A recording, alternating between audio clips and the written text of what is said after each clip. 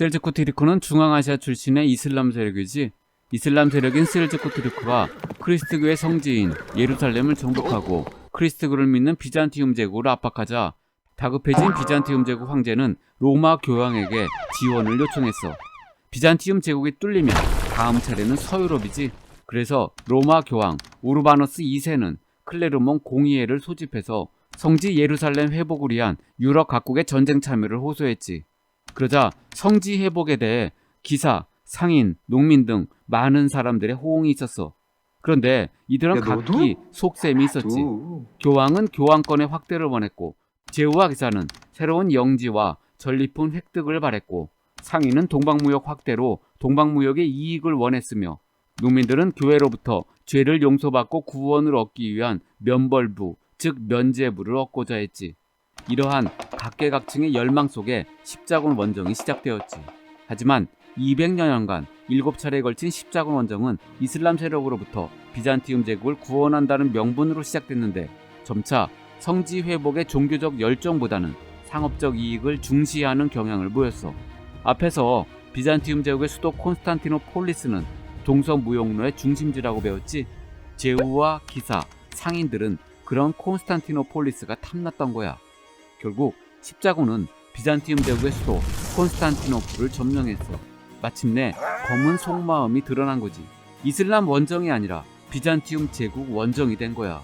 도와달라는 비잔티움 제국을 오히려 빼앗은 거지. 시작은 좋았으나 끝은 황당했지. 그래서 결국 십자군 원정은 성지 회복이라는 본래의 목적이 변질되면서 실패로 끝났어. 십자군 원정이 왜 중요하냐면 이후 유럽 사회의 변화를 가져왔기 때문이야. 셀주크 튀르크의 비잔티움 제국 압박에 대항해서 예루살렘을 되찾으려 한 십자군 원정이 실패하자 사람들은 십자군 원정을 주도했던 교황, 제후, 기사를 비난했겠지. 이러려고 200년 동안 전쟁을 벌였냐고. 교황이 십자군 원정을 주장했으니까 당연히 교황의 지위는 추락했겠지. 교황은 거짓말쟁이가 된 거고. 또한 교황을 따라 십자군 원정을 주도했던 봉건 영주인 제후와 기사 세력도 약화됐어. 한편 상대적으로 교황, 제후, 기사와 대립했던 왕의 권력, 즉 왕권은 강력해졌지. 십자군 원정으로 교황, 제후, 기사 모두 망했는데 왕만 흥했어. 카노사의 굴욕 이후 교황권에 밀렸던 왕권이 십자군 원정 이후부터는 교황권보다 우세하게 돼. 적의 불행은 나의 행복이지. 십자군 원정은 교황권 쇠퇴, 왕권 강화. 꼭 기억해. 십자군 원정 과정에서 동방과의 교역은 더욱 활발해졌어. 200년 동안 십자군 전쟁에 필요한 물자를 공급하기 위해 유럽에서는 상공업이 발달했으며 지중해에는 유럽의 배가 가득했다고 하지. 그리고 배에서 물건을 싣고 내리는 과정에서 항구 도시도 발달했지. 전쟁을 하게 되면 상대방의 문화가 전해지기도 해. 아바스 왕자와 당나라와의 전쟁인 달라스 전투 기억나지? 그때 이슬람 세계에는 중국의 제지술이 전해졌고 중국에는 이슬람의 과학기술이 전해졌지. 십자군이 비잔티움 제국의 수도인 콘스탄티노폴리스를 점령하고 이슬람 세력인 셀주크 튀르크와 전쟁하면서 비잔티움 제국의 비잔티움 문화와 셀주크 튀르크의 이슬람 문화가 서유럽에 전파되었던 거지. 그 결과 서유럽의 문화는 더욱 발달되었어. 농업 생산력이 향상되면서 남는 농산물 교환을 위해 시장이 생기고 상공업이 발달했어. 시장에 사람들이 모여들면서 도시가 발달했지. 또한 십자군 원정 과정에서 동방무역이 활발해지고 항구를 중심으로 도시가 발달했어. 그 결과 농노들이 자유를 찾아 도시로 이동하면서 장원은 해체, 즉 붕괴돼. 봉건 영주의 지배를 받던 도시는 점차 경제력을 갖춘 도시민들이 영주로부터 특허장을 받아 자치권을 획득했어. 한편 농노가 도시로 도망쳐 도시 안에서 1년하고 하루를 거주하면 누구나 자유로운 신분이 될 수 있었어. 십자군 원정 과정에서 동방무역이 활발해졌고 항구를 중심으로 도시가 발달했지. 그 결과 농노들이 자유를 찾아 도시로 이동하면서 장원은 해체, 즉 붕괴돼. 게임에서 모임을 뜻하는 길드는 원래 유럽 중세시대 용어야.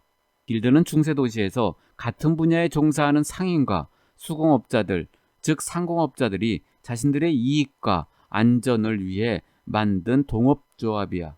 같은 일을 하는 사람들이 만든 조합이지.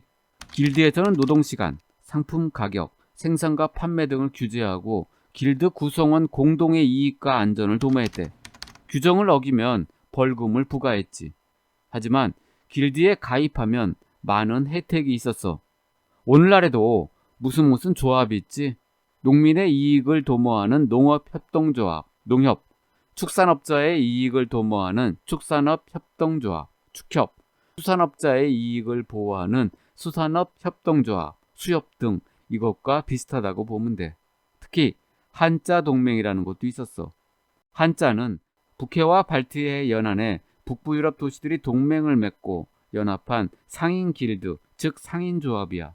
중국 한자 아냐? 한자 동맹은 상인 길드, 즉 상인조합으로 보면 돼. 하지만 그 파워는 국가처럼 막강했어. 영국에서 발트해까지 교역로를 독점했으며 자신들의 이익을 위해 해군까지 보유하고 있었대. 원래 장원은 자급자족하는 경제공동체로서 농노가 영주에게 노동력, 즉 부역을 제공하고 생산물을 세금으로 납부했다고 했지. 그런데 점차 화폐, 즉 돈으로 세금을 납부하고 거래하는 화폐 경제가 확산됐어. 이제 장원의 영주도 농노로부터 생산물이 아닌 화폐로 세금을 받고 일부 농노는 영주에게 돈을 내고 농노 신분에서 해방되기도 했지. 이제부터 예속된 농노에서 노의 노자가 빠진 자유로운 농민이 된 거지. 또 피부가 썩어 검은색으로 변하면서 죽는 흑사병이 유행되어 많은 사람이 죽었어. 유럽 인구의 약 3분의 1이 줄어들어 노동력이 부족해졌지. 장원에 일할 사람이 없게 됐어. 그래서 영주들이 농노의 처우를 개선해주면서 농노의 지위가 향상되었어. 참고로 흑사병을 치료한 사람은 파스텔이야. 화폐 경제가 발달하자 농민들은 장원에서 강제적인 노동력 제공, 즉 부역에서 벗어났으며 부역 대신 영주에게 화폐로 세금만 납부하면 됐어. 일부 농민은 영주로부터 땅을 사들이고 열심히 농사를 지어 생산물을 시장에 내다 팔아 더 많은 돈을 벌었지. 이걸 자기 땅에서 농사 짓는 농민, 즉 자영농이라고 해. 그런데 농산물 가격이 상승하자 농노와 농민들은 돈을 많이 벌게 돼 점차 부유해졌어. 이걸 교과서에서는 농노의 경제적 지위가 향상되었다고 해. 이렇게 중세 유럽이 장원 해체와 농노의 지위 향상으로 바뀌는 중인데도 일부 영주는 줄어든 수입을 채우기 위해 오히려 농노와 농민에 대한 속박을 강화했어.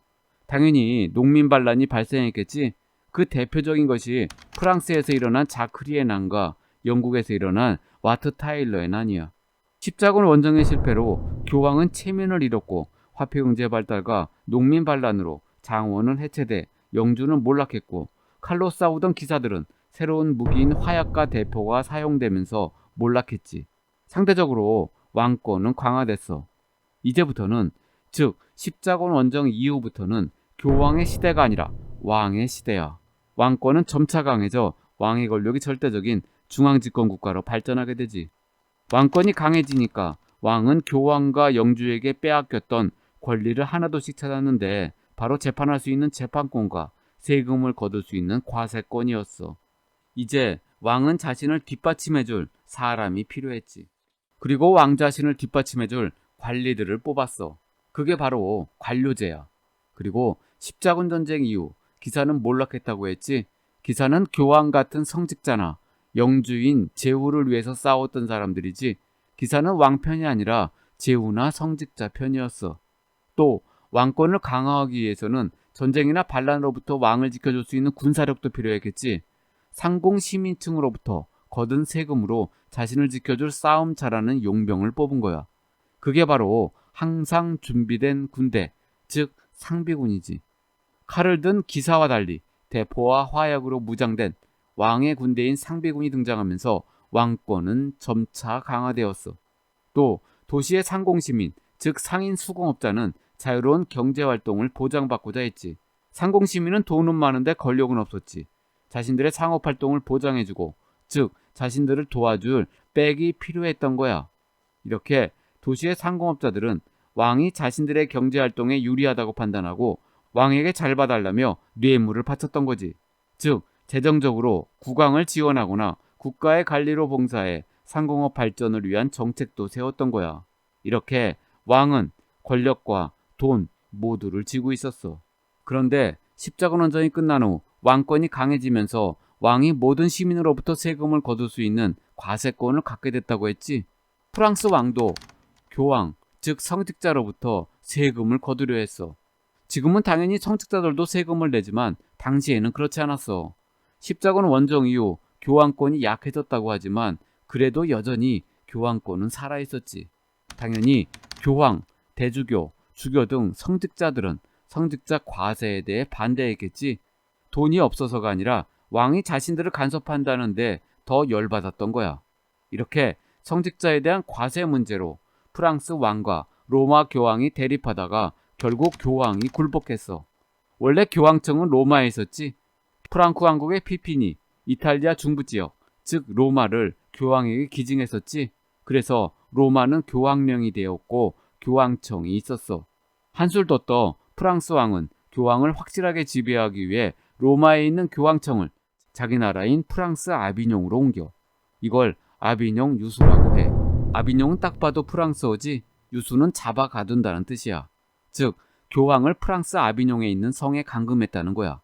이후 약 70년간 교황은 프랑스 왕의 통제 아래 놓이게 되었지. 그 결과 교황은 사람들의 웃음거리가 돼 교황의 권위가 크게 추락했어. 그러면 로마 교황청은 어떻게 됐을까? 훗날 아비뇽 유수가 끝나고 교황이 교황청을 로마로 옮기자 프랑스 아비뇽에서도 교황을 선출해. 그래서 교황은 두 명이 되지. 로마 교황과 프랑스 교황. 이걸 교회의 대분열이라고 해. 교회의 동서분열과는 달라. 그건 십자군 전쟁 이전 로마 카톨릭의 서로마 제국과 그리스 정교의 비잔티움 제국, 즉 동로마 제국이 분리된 거였지. 절대로 헷갈리면 안 돼. 백년 전쟁은 정확히는 100년이 아니라 116년 동안의 전쟁이야. 혹시 영국과 프랑스가 한국과 일본처럼 사이 나쁘다는 말 들어봤어? 바로 이때부터지. 100년이 넘게 싸웠으니 말이야. 백년 전쟁은 프랑스는 영국 영토에 대한 지배권, 특히 모직물 공업 중심지인 플랑드르 지방에 대한 지배권, 프랑스의 왕위 계승 등의 문제 등을 둘러싸고 영국, 프랑스 사이에 일어난 전쟁이지. 처음에는 영국이 우세했으나 신의 계시를 받고 고향을 떠나 프랑스를 구하려 참전한 시골 소녀 잔다르크의 활약으로 전세를 역전시킨 프랑스가 승리해 오늘날 프랑스 영토의 대부분을 회복했지. 하지만 잔다르크는 마녀로 몰려 화형당했지. 다행히도 1920년 가톨릭 교회로부터 성녀로 인정받았어. 전쟁을 하면 왕을 중심으로 똘똘 뭉치지. 백년 전쟁에서 승리한 프랑스는 왕권이 강해져 중앙집권 국가로 발전하는 기틀이 마련됐어. 사실 장미전쟁은 백년 전쟁과 관련이 있어. 백년 전쟁에서 잔다르크의 활약으로 프랑스가 역전승했지. 당연히 영국은 프랑스의 넓고 좋은 땅을 잃어버리고 현재의 영국으로 축소됐어. 그러자 백년전쟁 패배 2년 후 영국의 귀족들 간의 좁아진 영토를 둘러싸고 주도권 쟁탈을 벌인 전쟁이 바로 장미전쟁이에요. 그러니까 장미전쟁은 나라끼리 싸운 게 아니라 영국에서 왕위 계승권을 둘러싸고 두 귀족 가문끼리 싸운 전쟁이야. 장미전쟁이라는 이름은 요크 가문과 랭커스터 가문 두 가문의 상징이 흰 장미와 붉은 장미였기 때문에 붙여진 이름이지. 그 결과 붉은 장미의 랭커스터 가문이 승리했어. 두 유럽 가문이 모든 걸 쏟아부어 20년 동안 싸웠으니 진 쪽이나 이긴 쪽이나 양쪽 다 피해를 받겠지. 또 작은 귀족 가문들도 두 유력 가문을 지원했을 거고, 당연히 장미전쟁 결과 봉건 귀족은 몰락하고 말아. 그동안 봉건 귀족에 눌려 지내던 왕은 어땠을까? 유력 귀족 가문이 몰락하니까 왕권은 강해졌겠지. 승리한 랭커스터 가문의 헨리 7세가 즉위하면서 튜더 왕조가 시작됐어. 헨리 7세는 두 가문의 화합을 위해 요크 가문의 딸 엘리자베스를 왕비로 삼고 두 가문의 문장인 붉은 장미와 흰 장미를 합쳐 튜더 가문의 장미 문장으로 삼았어. 오늘날에도 영국의 국화는 장미지. 이런 화합을 통해 영국은 강력한 왕권을 바탕으로 중앙집권 국가로 발전하게 됐지.